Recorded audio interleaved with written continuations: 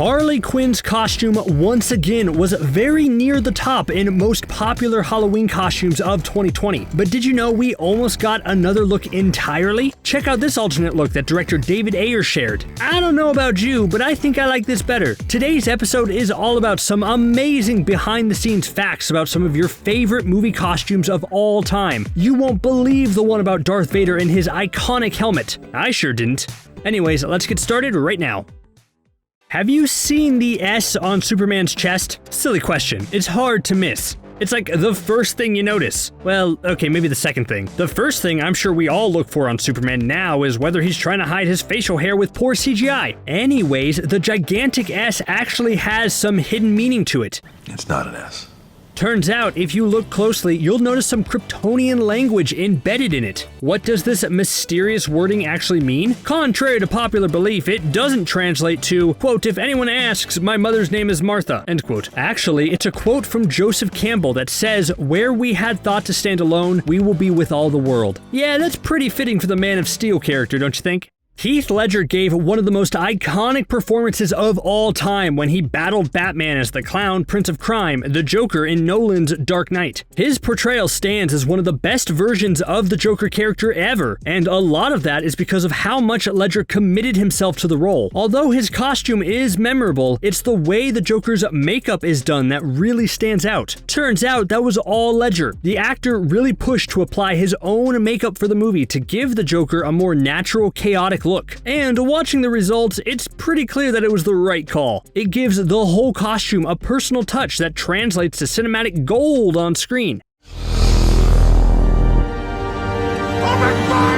Darth Vader is one of the most recognizable villains in cinematic history. The cape, the voice, the breathing, that little box on his front with those curious buttons that I don't know what they do. Do they play music? Does it open a secret snack compartment somewhere? That'd be nice. But anyways, as iconic as the look is for Vader, that almost wasn't the case. Turns out originally, George Lucas's plan for Vader was to have the Sith Lord decked out in just casual Sith garb, meaning in a hood and some dark robes. The helmet that he had was originally just for crossing spaceships, because, you know, space is dangerous and all that. But as production got rolling, Lucas realized that the helmet totally made old Dorothy stand out even more, and decided to make it a permanent thing. And I'm sure we're all glad that he did.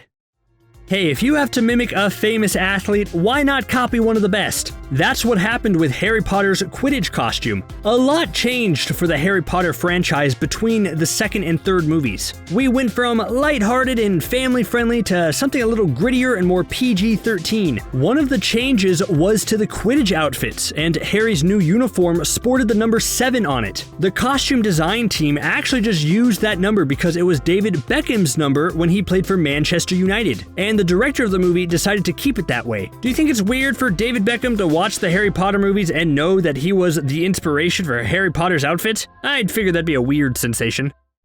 You might want to look away for this. Deadpool breaking the fourth wall goes together like peanut butter and jelly. You're expecting him to do it every chance he gets. But one of the cleverest, subtle fourth wall breaks happened in Deadpool 2. The sequel saw Deadpool first fight, then team up with the time-traveling Cable, played by Josh Brolin. And obviously there were a few jokes about Thanos, because it's Deadpool. Zip it, Thanos, we have a deal and you fucker. But another joke came in the form of Wade's costume. In the scene where Cable is explaining his backstory to the group, Deadpool is seen wearing a Hawaiian shirt. Die-hard fans of the Goonies know that this is the same shirt that Chunk wore throughout the film, which is funny because one of Josh Brolin's most famous early roles was in the Goonies. You think they told Josh Brolin that he was going to wear that? Would Josh Brolin even remember? Michael Myers is one of the most infamous movie killers of all time. Just to be clear, I mean the killer in the Halloween franchise, not the beloved Austin Powers and Wayne's World actor, okay? Just wanted to be sure. This is Mike Myers. It should be the Halloween man. This is a Halloween mask. No, the killer dude from Halloween. Michael tends to lurch around in a scary mask and poke a lot of people with sharp objects. But do you think anyone in the Halloween universe would be as afraid of him if they knew he was wearing William Shatner's face? That's right, the mask that Michael Myers wears in the series was originally a distorted and warped version of a Shatner Captain Kirk mask from Star Trek. I guess Kirk was a better choice than, say, Spock or someone. I think I'd rather be hunted by a rogue William Shatner than an angry Vulcan skin, wouldn't you? Captain America has gone through a lot of costume changes, but one of the most popular has to be his stealth suit from Captain America: The Winter Soldier. The look stemmed from the fact that the costume team really wanted something more spy-related as opposed to superhero-related, so we got the stealth suit. But the process wasn't easy. To come up with a fabric that was both tough yet flexible took the design team 4 months to get just right. All that for one costume. Talk about crazy, but the end results were clearly worth it.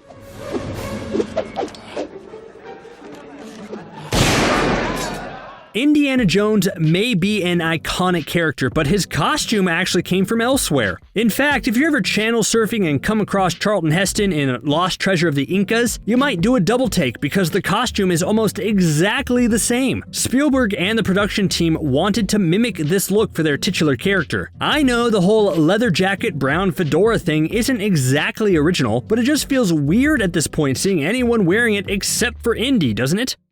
Quentin Tarantino's violent, bloody western, Django Unchained, might have been based off a previous character known as Django, but the idea for Django's costume came elsewhere. In fact, Tarantino's film specifically wanted Jamie Foxx's Django to have a similar costume to Little Joe from the classic TV western Bonanza. With a similar hat, the same green jacket and color scheme, you can see the two are almost an exact match. The only difference is probably Django got a little bit more blood on his outfit than Little Joe ever did. And sorry, Little Joe, even though you originated the look, Django just looks better. No offense.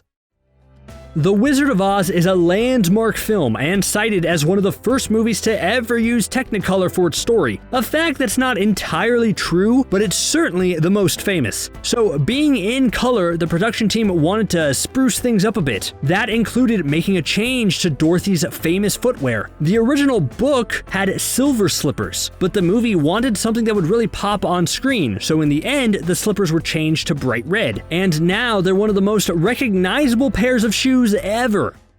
Watching Hulu's The Handmaid's Tale is sometimes as tough as getting your teeth pulled. It's often bleak, dreary, and incredibly depressing to see what the main characters have to go through. Even though we know it's a fictional show, it's still hard to watch. One of the most iconic TV costumes to pop up in recent years has to be the bright red dresses and white bonnets the handmaids wear. You might think that they're just simple dresses, but you'll notice that they don't have any buttons, because buttons could be considered profane, as well as no laces or strings on their boots or outfits, just as a way to keep the handmaids from hurting or killing themselves. Brutal.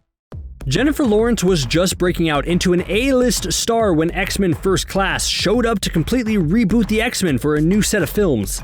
The actress, of course, played Mystique across 4 films. Just like anything, that first movie came with a lot of growing pains when it came to makeup. As you can imagine, being painted blue with such detail took an incredibly long time. Lawrence would sit in the makeup chair for up to 8 hours in order to get the Mystique look just right, with a lot of her time having to be spent being completely still in order to not disrupt the process. Eventually, things got easier as time went on, with the process getting cut down to 3 hours to make it more manageable. Still, it ain't easy being blue. That's how that saying goes, right? Be honest, how many of you, after seeing The Matrix for the first time, ran out, sold all your clothes, and replaced your wardrobe with all black outfits with black sunglasses? Was that just me? I see. Anyways, as slick and cool as the costumes looked in The Matrix, there actually is a fun costume detail to consider. You might think the dark sunglasses are just a stylish accessory to prove how cool the main characters are, but instead they hold a deeper significance. The production team wanted to make everyone who could see the Matrix and knew what was going on conceal their eyes with dark sunglasses. It's a tiny flourish, but one that definitely stood out. Robocop. Part cop, part robot. All butt-kicking machine. The classic 80s film saw Peter Weller suit up as the titular character, but the suit itself almost ruined the entire movie. Originally, the suit was so bulky, heavy, and unwieldy that Weller had a hard time managing it. The set they shot on was obviously hot, and Weller ended up losing a good amount of weight due to dehydration every day. He talked about how at first, it took nearly 3 hours for the inner suit and 7 hours for the outer suit. And after the first day of torture, he almost walked away completely. Luckily, he was convinced to stick with it and things were done to make it a little easier on the actor. Thank goodness. Color is such an important element to any costume. It can make a character stand out in a crowded room or tell you everything you need to know about their personality or emotional state. Although the live-action adaptation of Les Mis left a lot to be desired, one thing we can all agree on is that Anne Hathaway was amazing as Fantine. She really earned that Best Supporting Actress Academy Award. One thing that's interesting to note is when Valjean meets her again on the street, she's decked out in all red. This is actually highly symbolic, as red has a huge significance in the movie overall. Red symbolizes imprisonment, and although Fantine at this stage was technically a free woman, you know the circumstances that she found herself in were basically their own type of gruesome prison. Alright, I just got my Harley Quinn outfit in the mail today to stay trendy. It's a child's small though, so it definitely does not fit me. Bummer, I guess I'll just stick with the classic sheet ghost. It's a crowd pleaser.